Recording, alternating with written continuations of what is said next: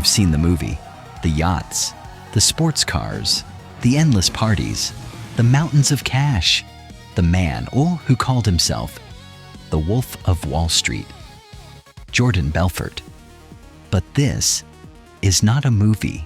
This is the story of the real $200 million scam that he and his firm, Stratton Oakmont, used to defraud thousands of ordinary investors. This isn't a story about financial genius. It's a story about a system, a boiler room system, designed for one thing and one thing only: to make Jordan Belfort rich by making you poor. In the late 1980s, Jordan Belfort was a failed dentist and a struggling meat salesman, but he had one talent. He could sell. He could sell anything to anyone. He got a job on Wall Street, but his firm collapsed in the 1987 Black Monday crash. He was out of a job, but he had learned a secret. The real money wasn't in blue chip stocks like IBM or AT&T. The real money was in penny stocks.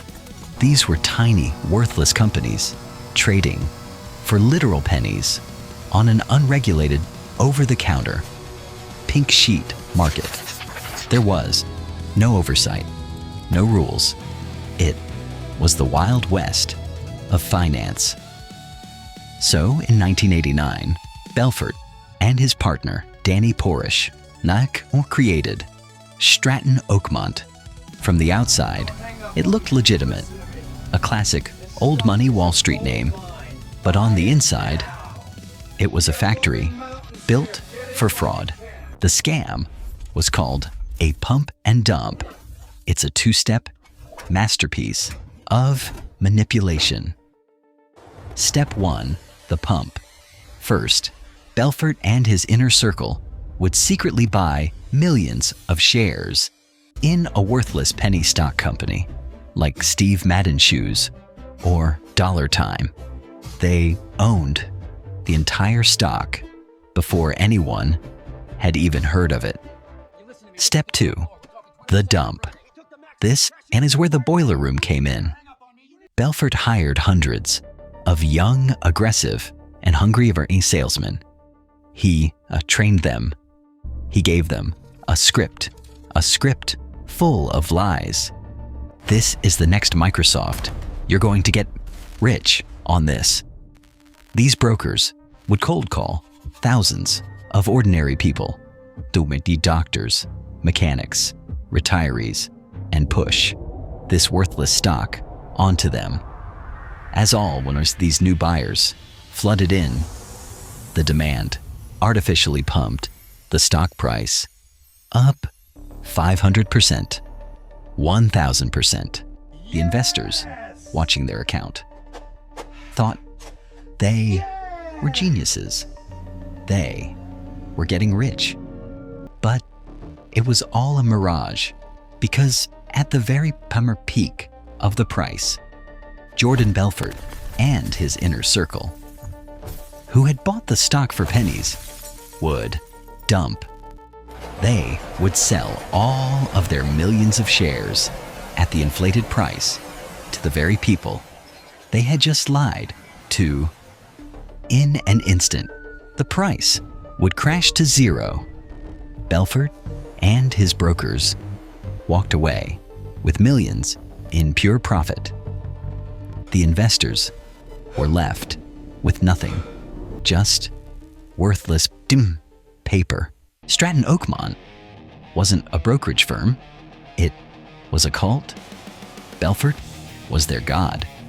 He was a master of manipulation. He paid for the parties, the drugs, the prostitutes. He gave the famous screaming, "I'm not leaving" speeches. He made them feel like they were masters of the universe. He didn't just ask for their loyalty. He demanded it. He forced them to commit his crimes so that they could share in the rewards. This wasn't just fraud. This was organized crime. But the party couldn't last. The SEC, the FBI, led by Agent Gregory Coleman, started building a case. They saw the pattern. They saw the manipulation. Stratton Oakmont was too reckless, too arrogant. In 1996, Stratton Oakmont was shut down. In 1999, Jordan Belfort was arrested. He was charged with securities fraud and money laundering on a massive scale. He was facing decades in prison. But the wolf was a coward, faced with real consequences. He didn't fight. He cooperated. No, Jordan Belfort turned on everyone. He wore a wire.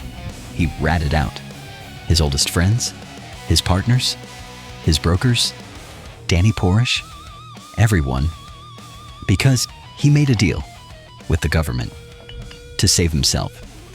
He was sentenced to only 4 years in a minimum security prison. He served just 22 months. He was ordered to pay $110 million in restitution to his 1,500 victims. As of today, he has paid barely anything. And this is the real stinger ending of The Wolf of Wall Street. Today, Jordan Belfort is a free man. He is a motivational speaker. He is a sales consultant. He wrote the book that became the hit movie. He is still rich. He is still famous. Yacht life shining, no denying we own the night. The victims who lost their life savings got almost nothing.